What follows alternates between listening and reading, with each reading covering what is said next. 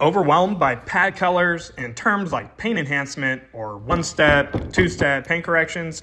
I've been there, but it's easier than it actually sounds. I'll show you how to polish a car the right way, get that showroom shine, and only use what you need so you don't waste time and money. Before I show you how to polish a car, let's clear up what you don't need.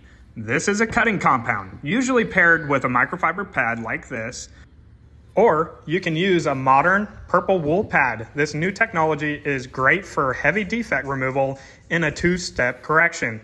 It cuts like traditional wool or microfiber, but with less micro-marring, especially thanks to its soft foam backing that makes it safer and more beginner-friendly. This is a hybrid microfiber pad, designed with 50% cutting fibers and 50% finishing fibers. It's become popular for one-step paint corrections, especially when paired with 3D1. My personal go-to for one-step paint corrections is 3D1 and one of these two Lake Country foam polishing pads. You can also use it with the hybrid microfiber or hybrid purple wool pads I showed you earlier. Let's forget about paint correction for now and simply focus on the bread and butter of basic polishing or paint enhancement. Now this is Optimum Hyper Polish. It's a beginner-friendly polish that uses consistent, fine abrasives, meaning it gently smooths the paint without changing as you work. It's great for removing light to medium swirls, light oxidation, or haze, and perfect as a one-step polish or as the final step after compounding in a two-step paint correction. Now, remember Optimum Hyper Compound in the beginning? It works the same way. Steady, consistent abrasives, but it's much more aggressive. It's designed to cut through deeper scratches and oxidation. Just keep in mind that using a compound can leave behind light haze or micro-marring, which is why you'd follow it up with a polish like Hyper Polish to finish it off and restore clarity. But again, let's forget about paint correction and compounding for now. This is 3D Speed, a non-diminishing polish like Optimum Hyper Polish, but it leaves behind a wax for quick all-in-one protection. Great for speed, just know it won't last like a true standalone coating. Don't worry about pad colors. Just look for what the manufacturer calls a polishing pad. This Lake Country aggression chart helps. Skip waxing or finishing pads for now. Stick with one firm and one soft polishing pad to keep it simple. I'll explain more when we start polishing. Using the right pads for your machine is crucial for results and pad life. This is a 15mm long throw polisher, a great all-around choice for cutting, finishing, large surface areas, and getting around curves. It uses a 5-inch backing plate, so 5.5-inch pads are standard when shopping.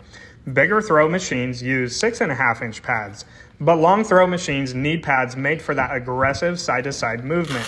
Standard pads can break down fast and leave poor results on long throw machines. That's why brands like Lake Country and Griot's have special lines like HDO and Boss. For short throw machines in the 8 to 10mm range, like this Griot's Garage G9, stick with standard pads. Heavy-duty ones are too stiff and can cause stalling and is simply overkill. The first and most important thing we're going to do before using a DA polisher is properly prep the surface. I'll speed this part up, but you can dive deeper into it in another video. Don't skip these pro steps if you want that deep, glossy, mirror-like finish, because a super clean, smooth, and contamination-free surface is key to getting the most shine and longest lasting results. Put about 5 pea-sized dots of polish on your fresh, clean pad and start by spreading it out evenly on the panel at your machine's lowest speed. This helps prevent sling and keeps cleanup easy. This is what's known as priming your pad in the beginning for a smoother polishing experience. Less product will be required after every new 2x2 section. Now, I'm using 3D Speed, which is a great beginner-friendly all-in-one polish. It saves time by correcting light defects while also leaving behind a layer protection, which is really easy to buff off. I'll show you here soon. Great for quick turnarounds. Just keep in mind, all-in-one products do not offer the same long-term protection, hydrophobic properties, or slickness as a true ceramic coating or high-quality sealant. Speeds 3 and 4 on your machine are usually the best place to be. A quick pro tip, To make sure your dual action polisher is actually rotating, draw a few black lines on the pad. If those lines are not moving, you might be pushing too hard or tilting the machine too much. Both can cause a pad to stall. With a higher powered machine like this, stalling is harder to do, but you still want to apply just enough pressure to keep full, even contact with the paint. You'll know it's right by the uniform trail left behind the machine.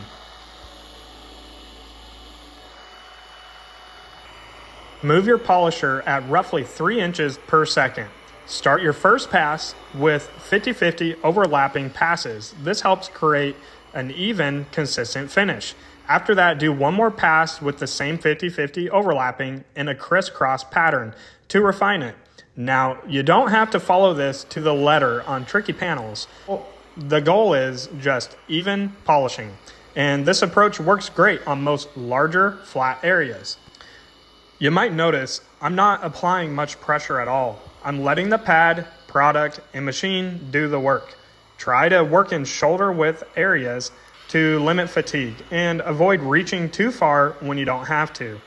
On flat surfaces like hoods or roofs, you don't need to add pressure. The machine's own weight, usually 5 to 10 pounds, is already enough. On side panels, that's about the same amount of pressure you want to apply manually. When you're doing quick, light polishing with a powerful machine like this, 2 passes is usually more than enough to get great results on newer or well-maintained cars with just light oxidation and fading.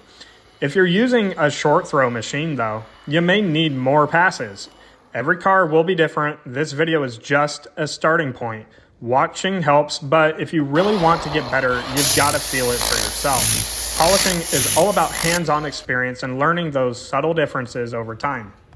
Now, using a clean, high-quality microfiber towel, ideally an edgeless 300 or similar, fresh out of the package, gently buff off 3D speed using short, circular motions and light, even pressure. Fold the towel into quarters so you can flip to clean sides and get more use out of it. One thing I love about this product is how effortlessly it wipes off. Yes, even in hot, humid Florida weather where most products get finicky, trust me. That's why I always recommend user-friendly options that work well outside the garage.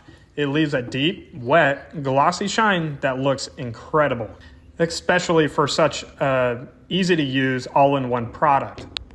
If your towel stops picking up product, just flip to a clean side like I did here. Quality microfiber matters. Skip the retail store ones. I've tested plenty, so you don't have to. Trust me, it's worth it for better gloss and a smoother, beginner-friendly experience. As a beginner, you don't need an inspection light like this, but I want to show you the clear mirror finish we got with no micromarring or buffing trails. Just ignore the chips and specks. It's a junkyard panel for demo purposes. Now you should feel confident in tackling this job yourself after learning how to polish a car the simple and right way. And if you're ready to remove deeper swirl marks, scratches, or oxidation with a DA polisher, watch this next video right here. I'm Alan, thanks for watching, and I'll see you in the next one.